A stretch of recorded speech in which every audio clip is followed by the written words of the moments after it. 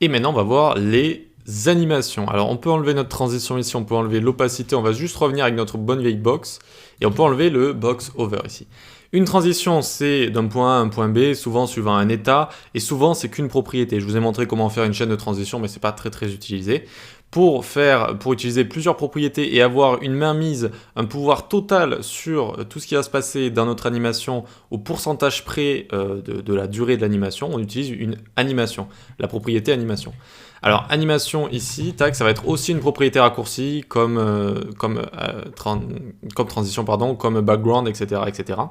Et donc animation, d'abord on lui donne un nom. D'abord on lui donne un nom, ici on va lui donner par exemple, on va l'appeler spin parce qu'elle va tourner. On va lui donner ici une durée, 2 secondes. Voilà.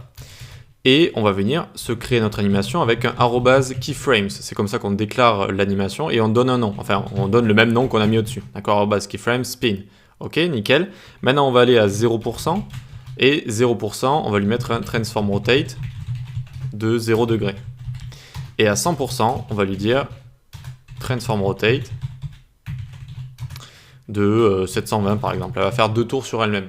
Et donc regardez, elle fait 2 tours sur elle-même.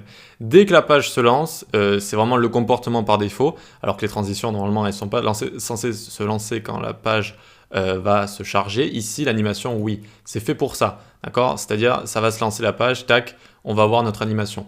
On peut également rajouter des animations, pas quand la page charge, mais par exemple quand on a un état.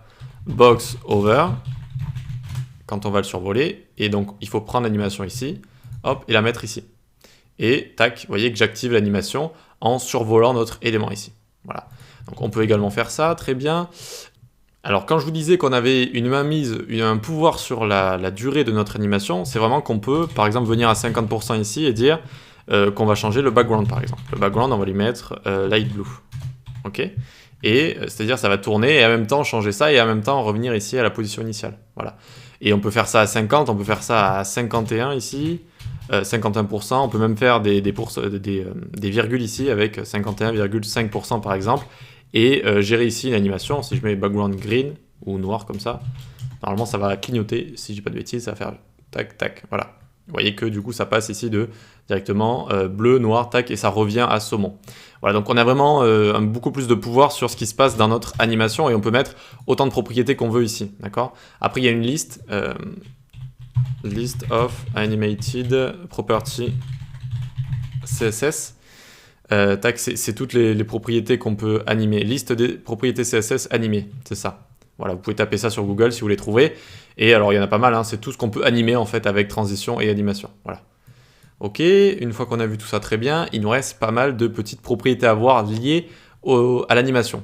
Donc là on a vu le nom, on a vu également la durée. Donc ici si vous voulez c'est animation name spin animation duration, ça va être 2 secondes. Voilà.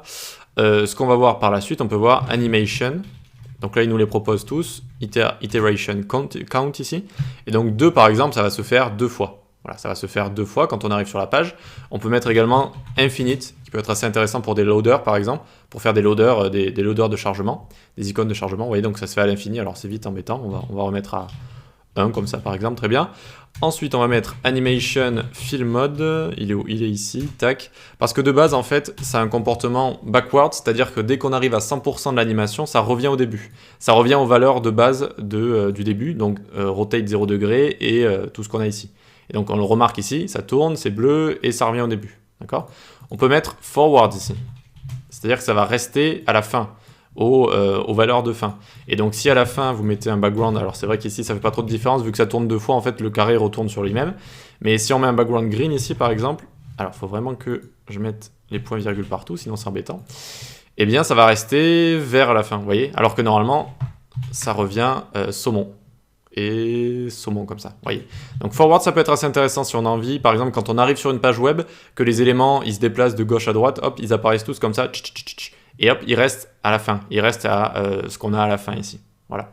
Donc ça, c'est fill mode, forwards, et de base, c'est backwards. Alors ensuite, on va avoir animation direction. Donc ça, c'est pour choisir de partir à l'envers ou à l'endroit. Si je mets reverse ici, normalement, ça part du vert. Vous voyez, ça part du vert et ça revient ici, ça tourne en sens inverse. On peut avoir alternate également qui fonctionne seulement avec un infinite ici. et on enlève le forward du coup qui sert à rien. Et donc ça tourne à l'infini et ça alterne en fait, d'un côté de l'autre, d'un côté de l'autre, d'un côté de l'autre. Ça peut être intéressant également.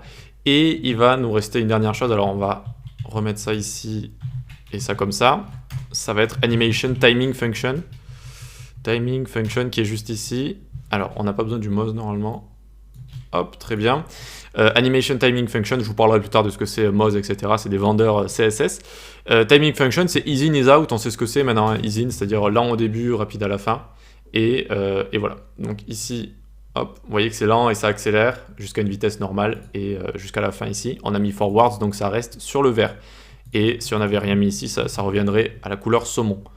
Tac, et ça revient à la couleur saumon. Ok, donc voilà, on a toutes ces propriétés et on peut les raccourcir évidemment dans la propriété animation du coup. Où on met, donc on peut mettre le nom en premier, ensuite la duration, et ensuite on va mettre ease in par exemple, comme ça. Et on peut mettre le reste en commentaire.